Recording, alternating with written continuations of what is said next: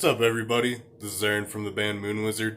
I'm a little bored, so figured I'd do a tour of the Moon Wizard guitar tone and what we did with the last album and what my future plans are for the next album.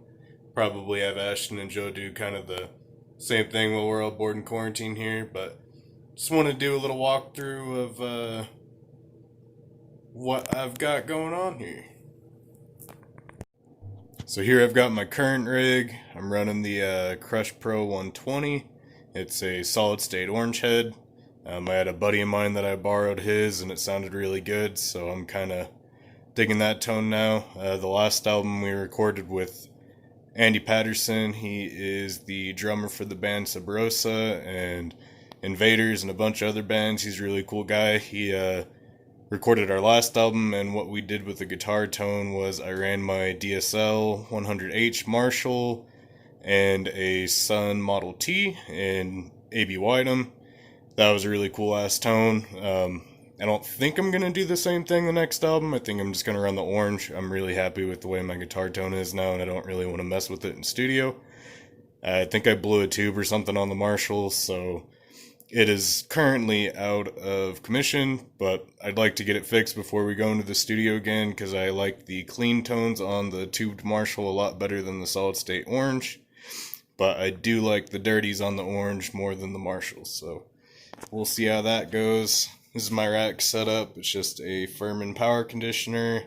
I got a Hush unit that I don't really use. Used to use it when we play death metal, but nowadays as much feedback is nice as possible.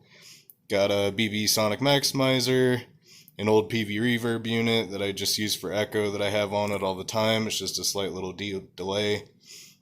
And I just got a Korg pitch black rack mount. This is a Framish Dragon 4x12. I've got two vintage Cert 30s, and then I've got two Mesa Black Widows is what I think they're called. It's whatever Mesa's proprietary speakers. They sound pretty good. I'd like to swap them out eventually for some GT75s or something like that. This is my pedal board that I'm running right now. So I've got the Ibanez Weeping Demon for all of my leads. I pretty much use wah on the vast majority of my leads. I used this old 1980s wah pedal on some of the older Moon Wizard songs. I'm not really using it too much anymore. This guy right here, the Swollen Pickle, is where the majority of our fuzz comes from.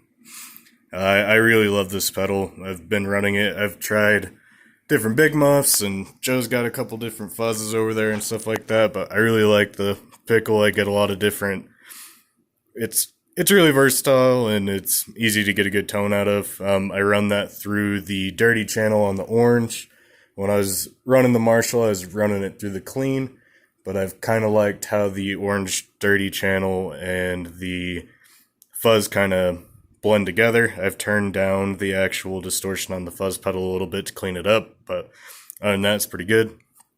The Cathedral is my reverb pedal that I run on a couple songs. I don't really use it too often anymore, but it's got some good effects. I got the Ditto for when I'm trying to write riffs on my own and just trying to put leads over it and stuff.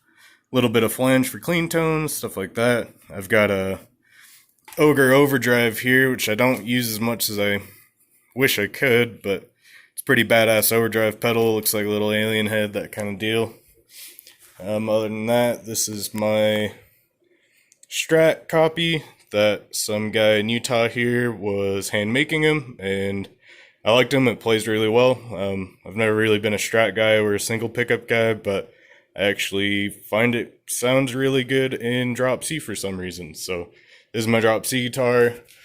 This over here is my baby. This is a 1974 Eames Les Paul copy. So before Gibson started suing everybody for copying the Les Paul, a bunch of different companies made it. And the cool thing about this guitar is that it has a maple neck. You don't really see the maple neck on the Les Paul too often. I love this guitar. It sounds good. The only thing I don't like about it is it weighs 1,000 fucking pounds, so it kind of hurts when you're playing live. But it's all worth it for the tone. Yeah, that's my guitar setup. Other than that, here's our studio. We got Hendrix galore in here. We got a couple custom art pieces. I'll have Joe come through sometime and do a thing of his setup. He's got it pretty simple, and same thing with Ashton. He's got quite the drum kit. Other than that, this is our life. We're excited to start playing shows again and getting back out there. But there we go. And then of course there's Sammy's microphone. It's not like she's got to worry about gear too much, but hope y'all are staying safe out there. I'm excited for when we can go back and start playing shows again, and thanks for the support, and love you very much.